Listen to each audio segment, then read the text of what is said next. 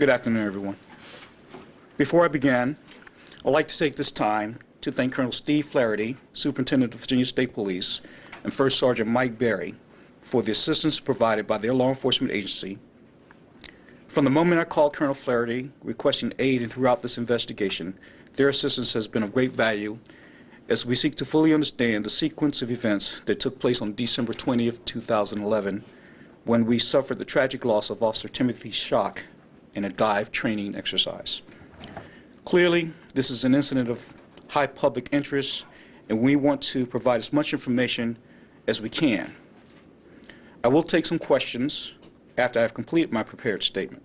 However, there are details that I am not going to provide out of respect for Officer Schock's family. Furthermore, the release of information contained in the report provided by the Virginia State Police is prohibited by law. In pursuit of the cause or causes of this awful tragedy, the police department launched an investigation using detectives from both our investigative and support bureaus. It's my belief that we owe it to Tim, his family, and his fellow officers to complete a comprehensive and exhaustive investigation into the circumstances surrounding his death so as to identify practices, policies, equipment, etc., that contributed to this unfortunate situation. To the members of our police family, the community, and the media, my comments up to this point have been minimal, and I thank you for your patience. I felt it was unwise to comment on the case until we had a thorough, complete, and factual accounting as to what took place. Both the Virginia State Police and the Chesapeake Police Department conducted numerous interviews of all the parties involved in this incident. All of the equipment was rigorously tested for functionality and reliability. Air samples in the tanks were examined for quality as well. The following is what took place, a summary of what took place.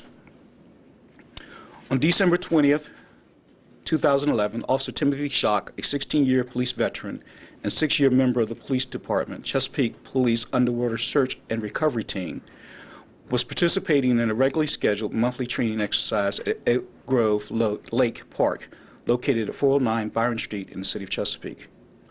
Prior to beginning his dive, Officer Schock noticed a button had fallen off his power inflator. This power inflator is this device here.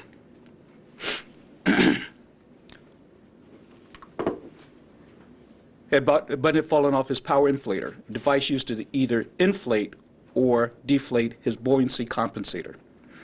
A weight system is worn. Inflation or deflation of the vest allows the diver to rise out of or lower himself into the water. A weight system is worn to help submerge the diver. After discussion with a diver on the shore, it was determined that the button in question was the one used to deflate the buoyancy compensator. And since the vest in question had an alternate manual method of inflation and deflation, Officer Schock decided to continue with the training exercise. Excuse me.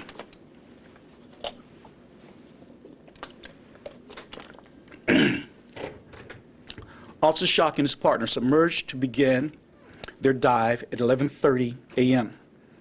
While navigating to the first of 3 buoys on their pre-planned course, Officer Schock and his partner realized they had missed their mark and decided to resurface at a location which was past the midpoint of the lake.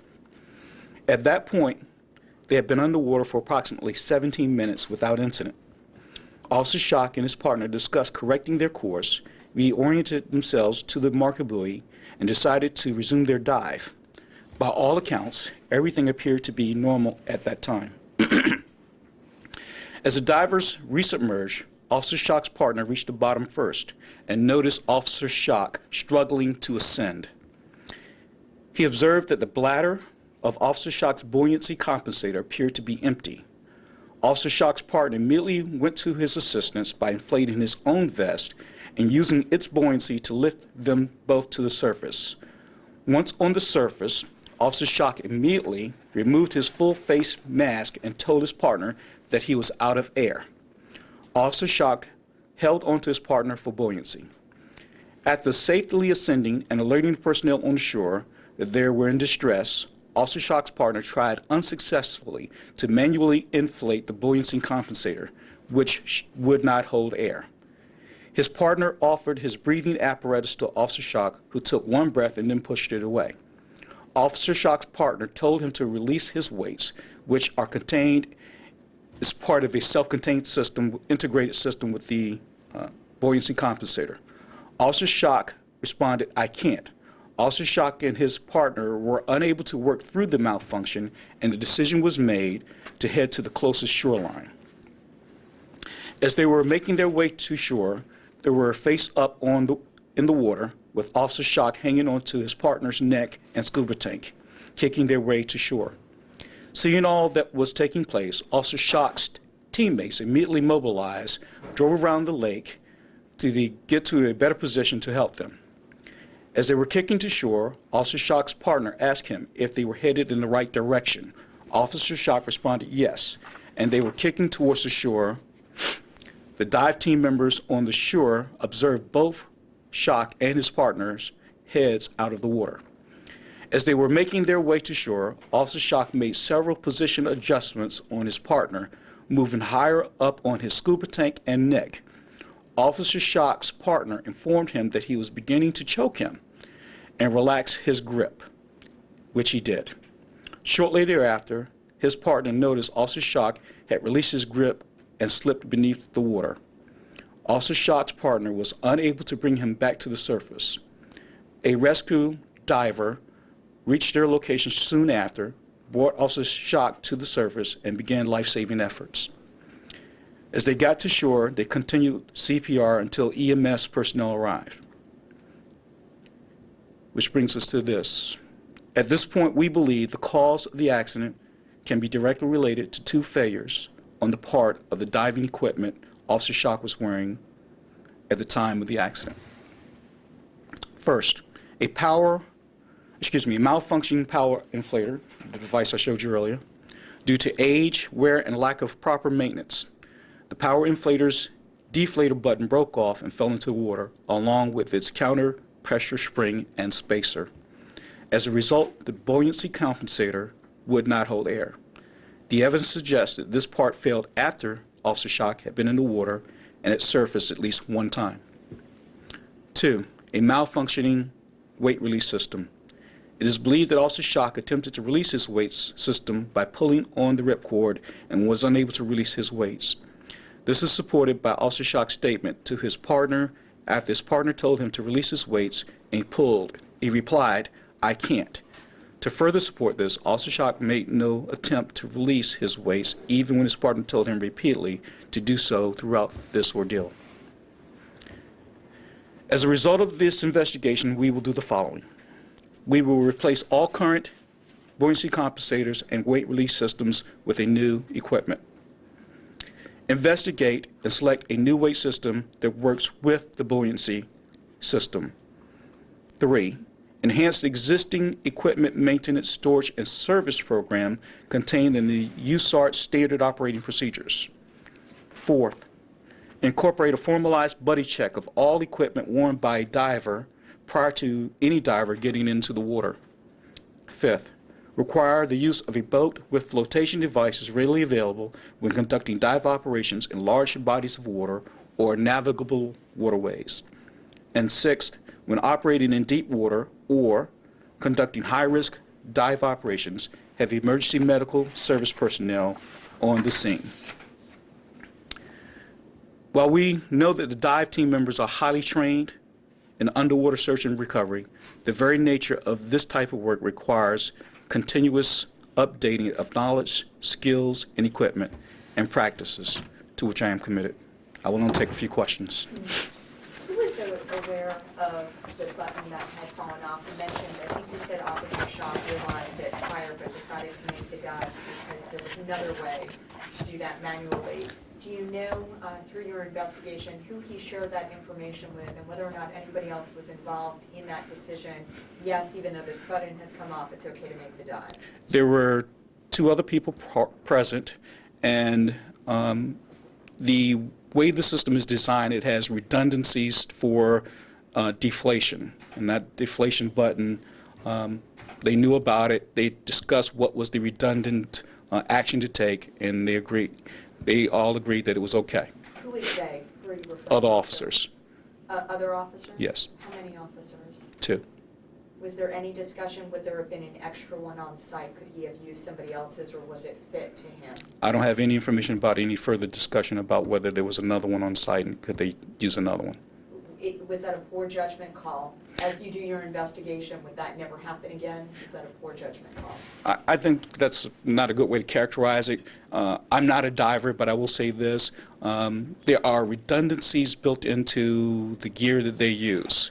And the fact is that that part failed, and I think in their mind it served one purpose, but in fact it served multiple purposes, which was to not only just deflate, but it also assist in inflation and holding the air into the BC. The issue there was his ability to inflate it, correct? That's correct. And when the button came off, they realized there'd be another way to Inflate, that's correct. inflate. That's correct. How often prior to this instance, how often was equipment replaced, checked, maintained? The officers maintained their equipment, and certain parts had been replaced. The issue that we discovered is that the parts have to be serviced by a technician, and they were not serviced by a technician. In how many years? Not since we acquired them. Which was in? Somewhere around 3 years. So the malfunction with the inflation, what does that keep him from doing? Rising in the water? The button that we're discussing is the deflator. It deflates the buoyancy compensator, and there is an override that allows you to dump your air if need be. However, because the spring was off, the plunger remained in a fixed position, which would not allow air to remain in the BC. And what does that mean when he's in the water? The buoyancy allows someone to rise out of the water, assist them in rising out of the water. I'm sorry, I'm confused. The button that was missing was for him to go under or No. for him to come back up? It helps you to deflate the buoyancy compensator. Which in turn allows you to rise to the No, surface, to go under? allows you to dump air, deflate. But his issue was coming back up. That's correct. And because the spring had fallen off, the plunger remained in a position that did not allow it to move freely back to its original position. And when did that occur? That occurred in the water? We believe that took place, well, it's difficult to know exactly when it took place, but we do know that he did enter the water at one time and did not have a problem with the BC doing what it was supposed to do. So had he not, do you believe, based on everything you're saying, had he not gone in, clearly there was a second equipment issue, but had he not gone in with that piece of equipment there, which he knew prior to the dive was missing something that was necessary, then this accident, are you saying, would have been avoidable? Again, I've identified as one of the attributing factors. And you mentioned that the equipment hadn't been maintained or checked in 3 years since its purchase. The dive team members maintain their equipment. If they think something's wrong with it, we replace the parts. However, certain parts should be sent out to a factory representative, which we did not do. Why not? I don't know the answer to that. What are you doing to find out the answer? We continue to investigate it, and we know that there are certain things that we should have done, but the fact is that they were left undone. How do you explain that to the family when you're dealing with his 16-year-old son or his fiance? How, sir, do you, given your position, explain to his loved ones that there were certain things that should have been done but were not? I spoke with the family yesterday and told them all that I've spoken to you.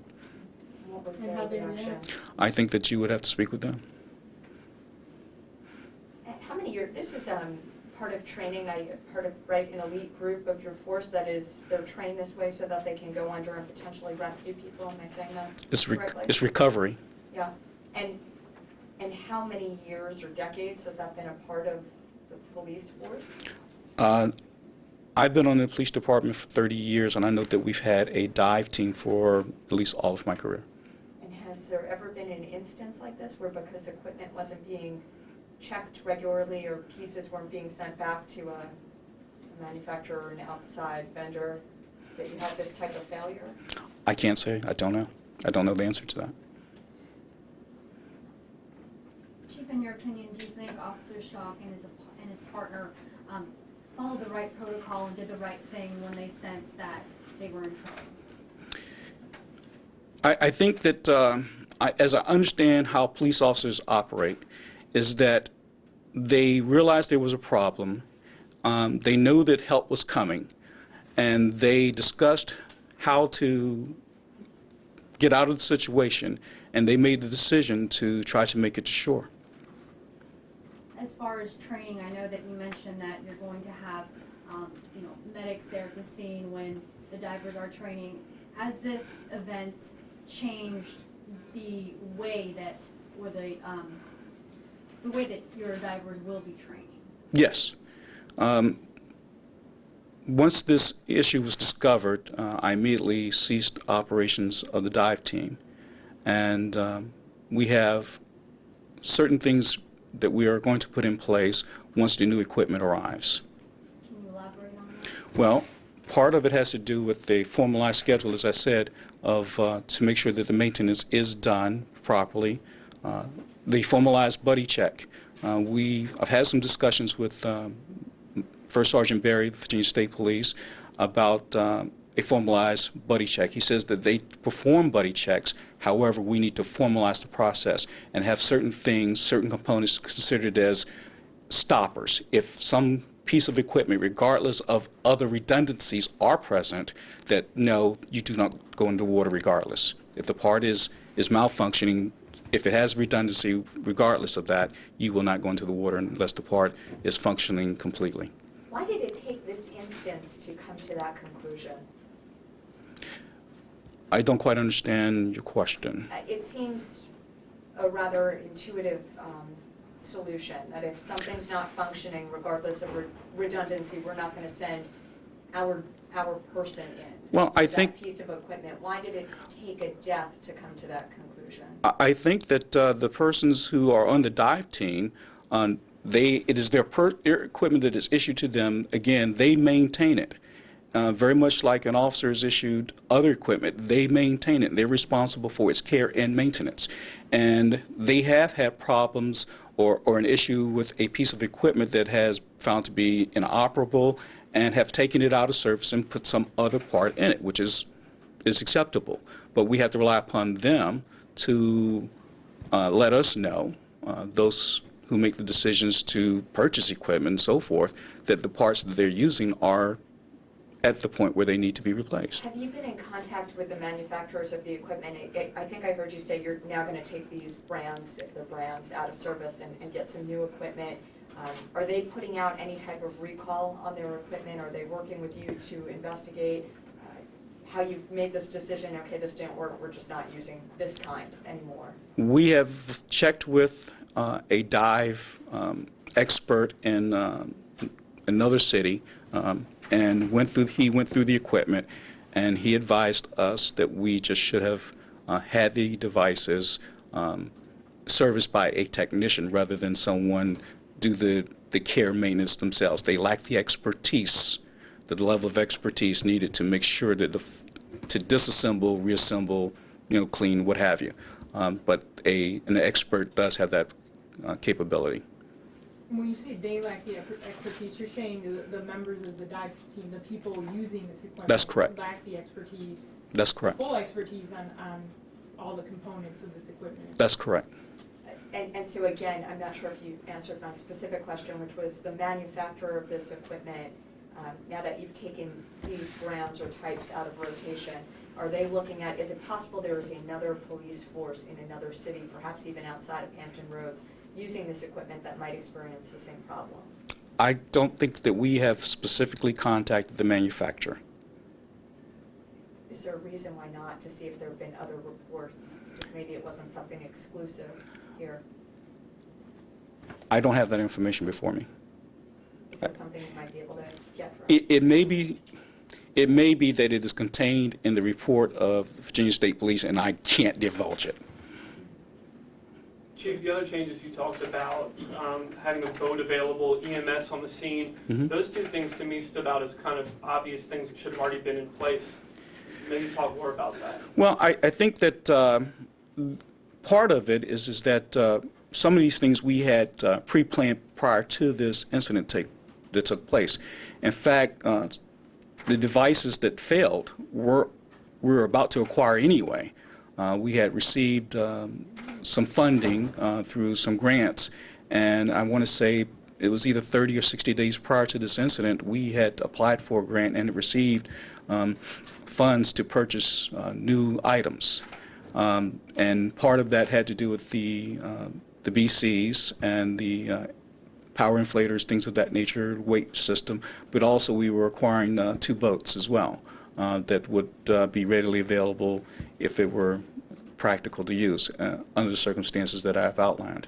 Yeah, I mean, it seemed like he didn't have any other options. Once he was having trouble, all he had was his partner there, basically. Well, I wouldn't say that's the case. I think that it's safe to say that they trained for these events, and because of the multiple failures, this was difficult to overcome. So you mentioned on the breathing, what is this first device here closer to you called? The power inflator. You mentioned on the power inflator the button that was missing and then the spring that maybe fell out. On the gear that he was trying to drop his weights, have you determined what happened and why that gear didn't drop off? We are not certain as to why it did malfunction. On the night in which this took place, I met with representatives from Virginia State Police, and they told me that the device, which is really very simple in its design and the way it's supposed to work, did not release.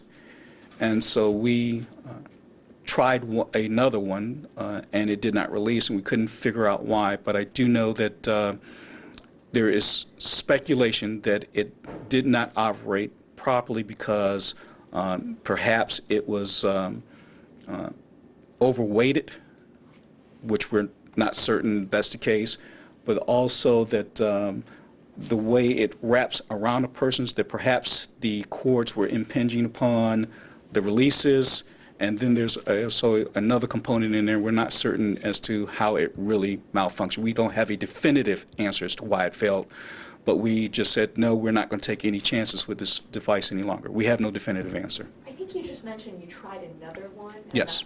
When you say, so one that was also being used by another diver that day? That's correct. Do they normally not try to drop these unless they're in trouble, these weighted belts? Yes, they do. They do regularly as part of their job? I wouldn't say Or regularly, in but trouble? no, again, they're responsible for their equipment, and from time to time, they do certain things because you may not need, depending upon what they're doing, you may not need weights, but they do dump the weights. And so in your investigation, you grab a second one, you try it, it won't release. And despite having 2 that didn't release, you've never reached out to the manufacturer to see if there was perhaps a recall on the equipment in the last few years? We did our research, not necessarily with the manufacturer, but we did our research, and there has not been a recall on the device. But you did not reach out to the manufacturer? I can't say that for certain. Is that something you might be able to find out for us? That's correct. As to whether or not it's that you can't release it or if... No, it's just information that I don't personally have. Would it be possible, and I don't know if this might be helpful for some other folks in the room as well, since this first device that's closer to you, it's a bit confusing, if you were to move that easel closer to you, might you be able to kind of point out what fell out and where the spring was and explain it once more? Again, that button there is the deflator. That allows air to come out of the buoyancy compensator. That button fell off. And that's where we see that hole, right there? That's Where would the button be? that's the button. Where the dot is the button. And this is a picture of the one that has the button missing? No. No. So that's it. It's just a very close-up picture. That little The cap, flip above it. the cap here is the button. And on his, it was missing. He advised his teammates that it had fallen off as they were in the water. As they were about to commence their dive, he advised that it had fallen off. Prior to getting into the water. No, he was actually standing in the water prior to actually submerging. dive. That's correct. I just want to make sure I'm Mhm. really clear on this. Mhm. And then, once he determines there's another way, that he'll be able to come to the surface manually. Mm-hmm. But then explain that next thing that might have gone wrong with that regarding the spring, if you could, please. I'm sorry. After realizing that this button is missing, then he'll be able to manually, Inflate. right, I'm sorry, not inflate, but manually deflate. deflate so that he can rise to the surface. That's correct. You mentioned something about a spring that may have, can you explain that again? No, the spring that's in the cap, once you push the plunger down, the plunger is engaged. The spring works as a, I'm not a diver, and perhaps I should not be the one explaining this, but my understanding is because the plunger has been pushed down, the spring is no longer there. The spring does not pull the plunger back to its reset position. So that button, the spring was under that button that you just pointed out with your laser? Yes. That's and correct. that fell out, obviously. It's like a pen, kind of. Yes. So that fell out in the process because that button was gone. That's that correct. little thing you pressed was gone. That's correct. Which meant he could not deflate to come back to the surface. No. Deflate means so you So can sink, yeah. so that you can sink. So he couldn't inflate to come back to Deflate means so that you can sink. Right, but his issue was that he couldn't come to the surface, yes. That's correct. Who is the manufacturer of that equipment that we're talking about? I'm assuming, is that his equipment? No, it's not. Okay, well, I would have to get that for you. My understanding is that his part was replaced by another part of, and which is not uncommon. That portion there was replaced by either an off-brand or some other portion. I had to get that for you. And that's what you meant when you said when there are issues that they should be taken to a certain person and not just a swap out. That's correct. So in other words, he had a problem with it prior, it had already been replaced, but was now missing again? I don't know whether it was missing the first time. I know that he had an issue with the device, and he went to a technician, perhaps that's not a very, very good word to use. He went to our equipment manager, said, hey, this is not working, I need a replacement. And they swapped the parts. when was that swapped? I don't have that information before me, Veronica. Do you know if the same manufacturer makes both the weight belt and the apparatus? No, I don't. No, I don't. Would you be able to find that out? Yes, we can. Chief, you mentioned after a 17-minute submerged Mhm. as part of the swim, Officer Schock indicated he was out of air. Is there an indication that he was leaking air that whole time? Unaware of that? No, in fact, he was not out of air, and there was no indication that he was leaking air. But for some reason, he thought that he was out of air.